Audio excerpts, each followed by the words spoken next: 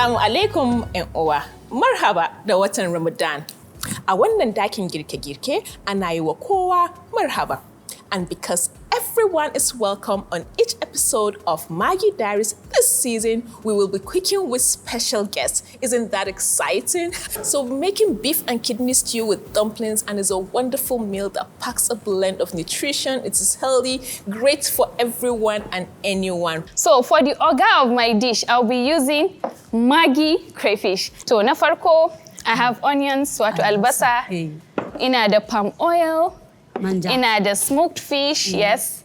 Ina da ugu leaves, dan saboda kun san ugu yana bada jini a jiki. I have crayfish, locust beans.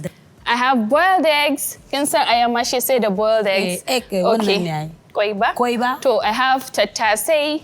I have peppers, green pepper, and then green atarido, and then crayfish, okay? So today we'll be cooking a very unique meal. The meal is chicken and potato tray bake with pumpkins. Wow. So it's just a one pan dish, you know, and I know it's a mouthful, but I promise you will love this meal when we're done. And you know how we just like easy meals to make during Ramadan.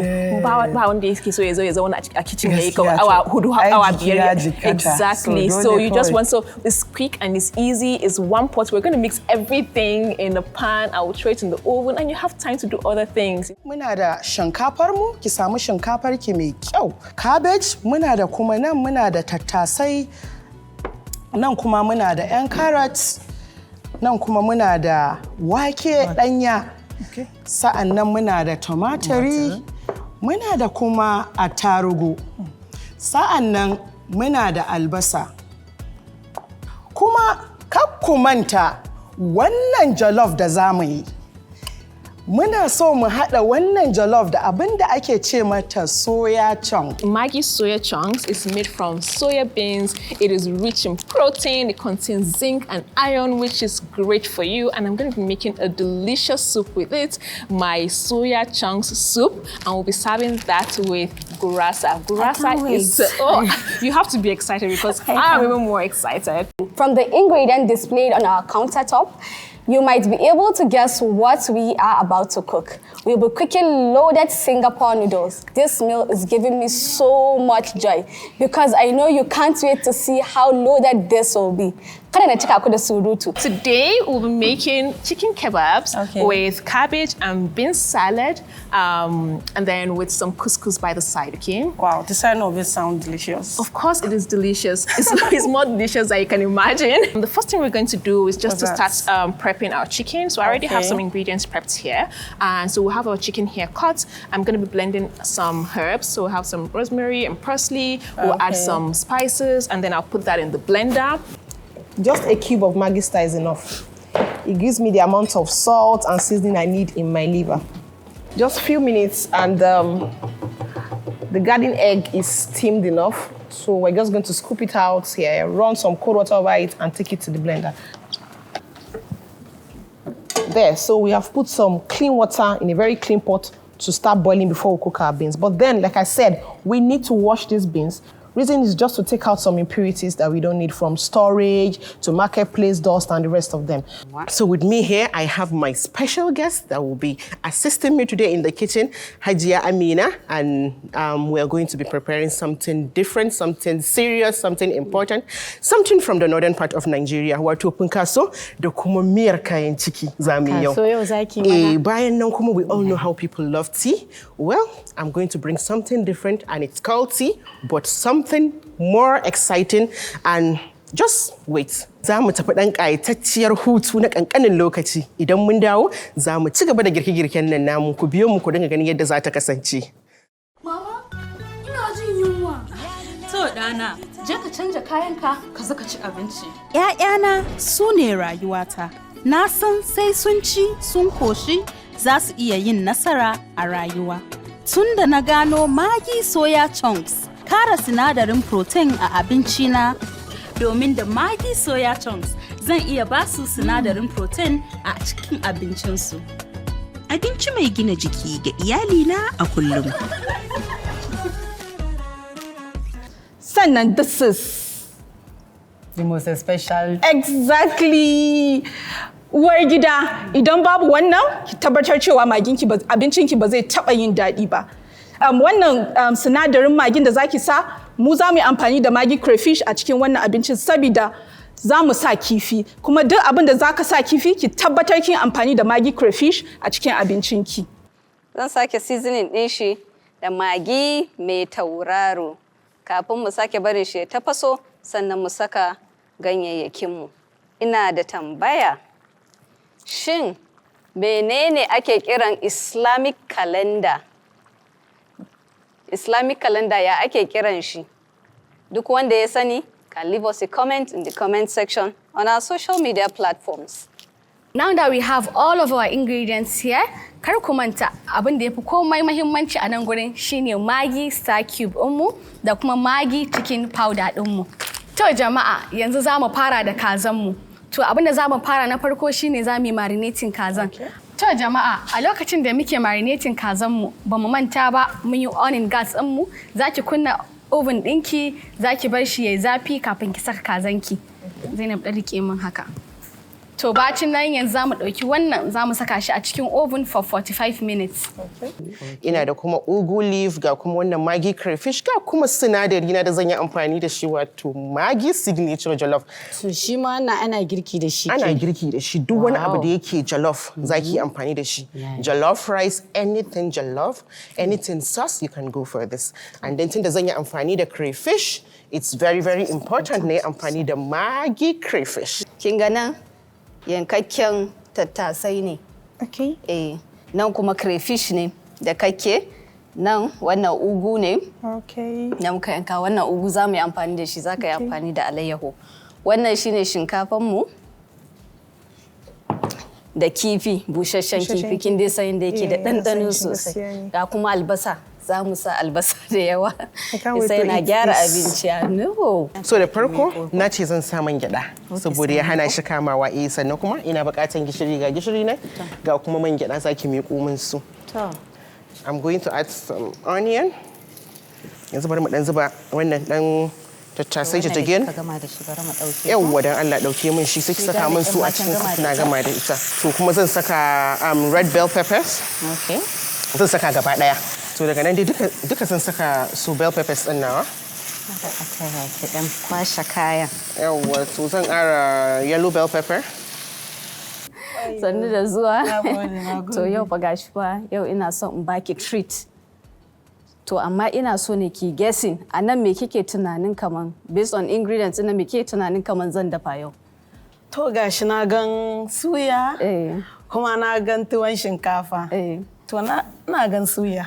Da tuwon shinkafa. Suya da tuwon shinkafa. Kin taba tunanin za a iya haɗa kaman suya da tuwon shinkafa ga kuma wannan vegetables? Sosai ma kuma zai daɗi. Allah. Wallahi. Ke gani ya to masha Allah. So just keep this. First, we're going to go with our palm oil. Let me keep this here.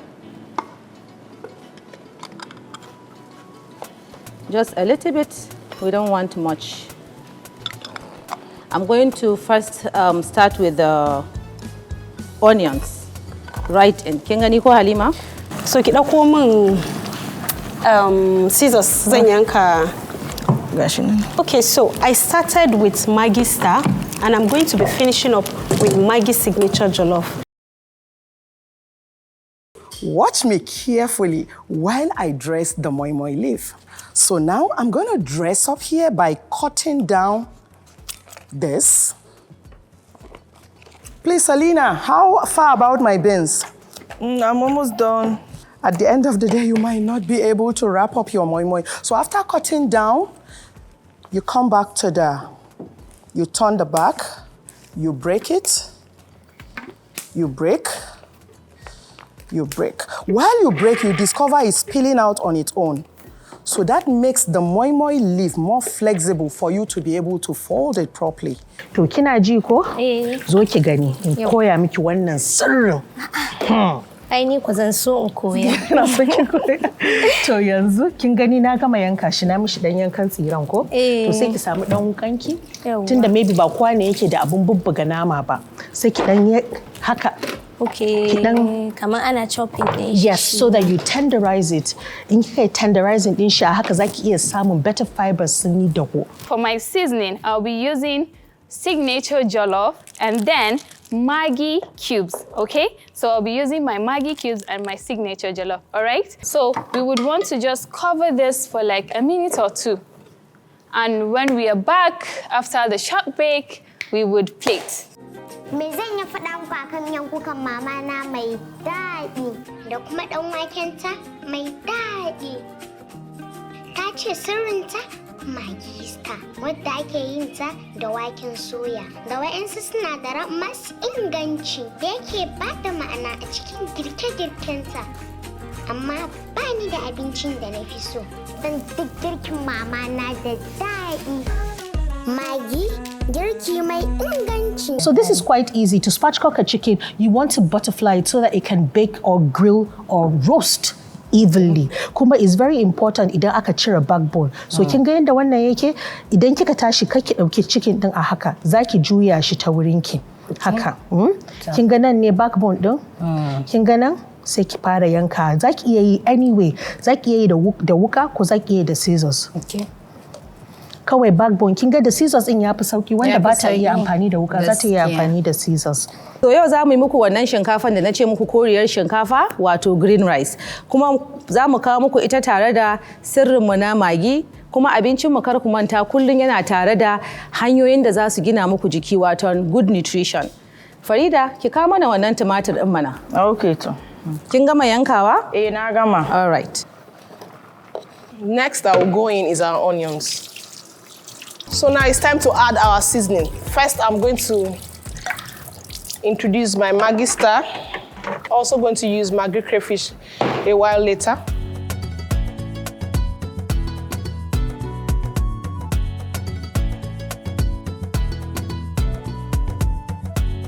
So Maggi star, our classic cube has gone in. I'm going to cover it to simmer for a few minutes. Sannan uwa uba wadda ba za a taɓa manta da shi ba. Idan ba a sa shi ba, abinci ba za ta taɓa yin daɗi ba. Wato Maggi chicken. Kun ga yadda na faɗa muku? Chicken goulash. So dole a sa Maggi chicken a ciki. Idan ba a sa Maggi chicken a ciki, kusan cewa ba a magana.